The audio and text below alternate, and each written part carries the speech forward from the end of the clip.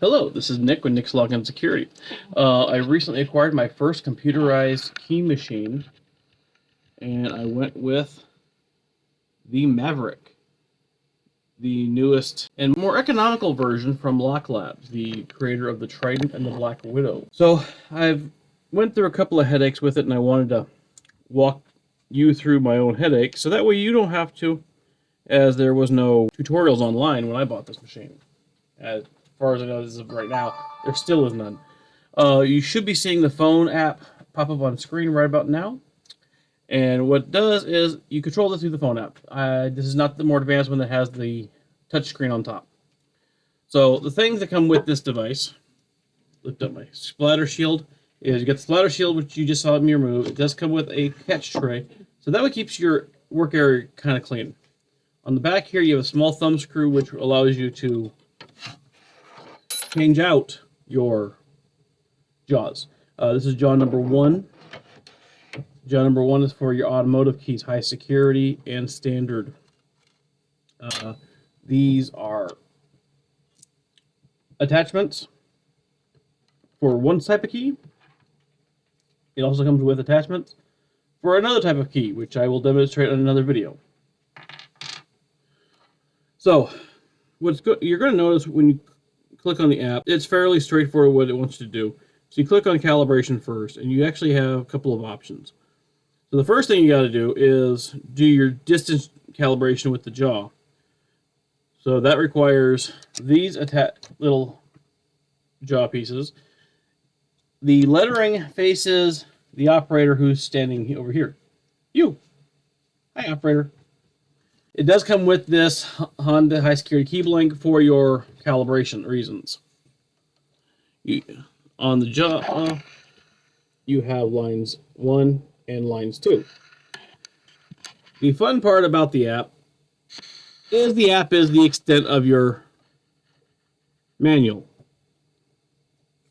As you can tell, click OK. You put both cutters to a decoder, so you have the decoder pin here, and this cutter slot is actually a decoder. It does come with both decoders. It comes with a 2mm and a 1.5mm cutter. I broke my 1.5mm cutter already. So when it's going through this part, it's just going to touch things around and measure. Primarily, its goal is to measure the distance, or verify the distance between the two spindles.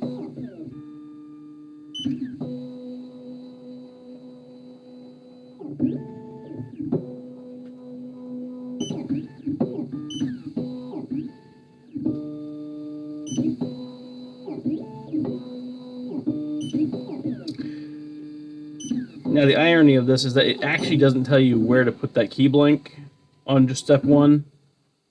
You kind of have to guess. So when you're doing standard key, if you notice here on the app, that is the extent of the information it gives you. That tiny little image is everything you have to know about how to clear this for a standard key.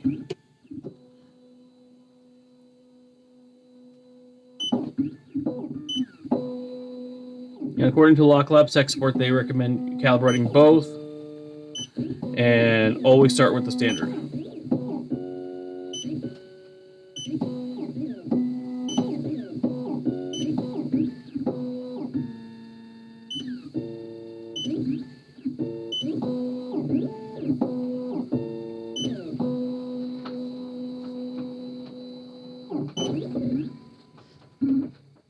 Okay, calibration goes successful. Now here comes the more interesting one, which I actually had more of a problem with. Laser key.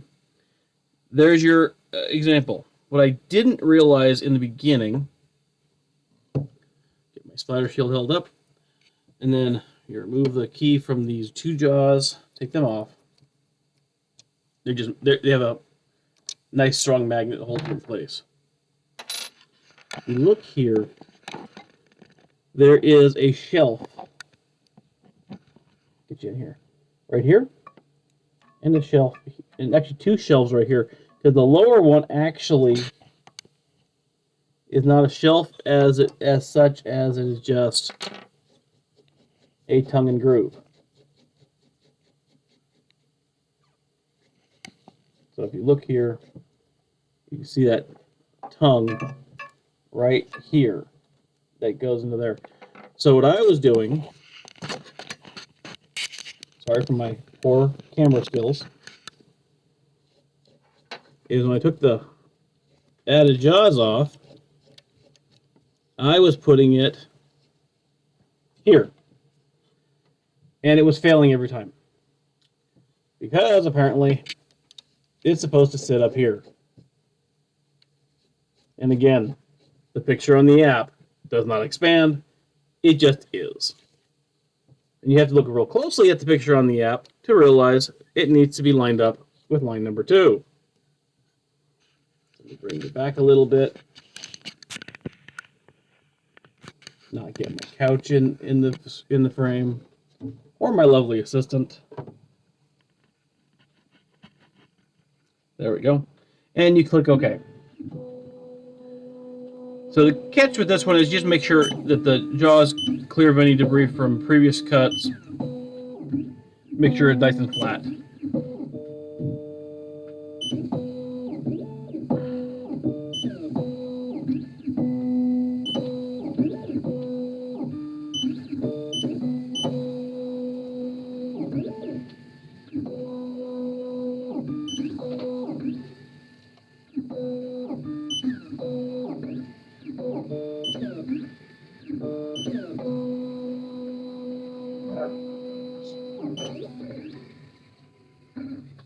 And there's a successful calibration.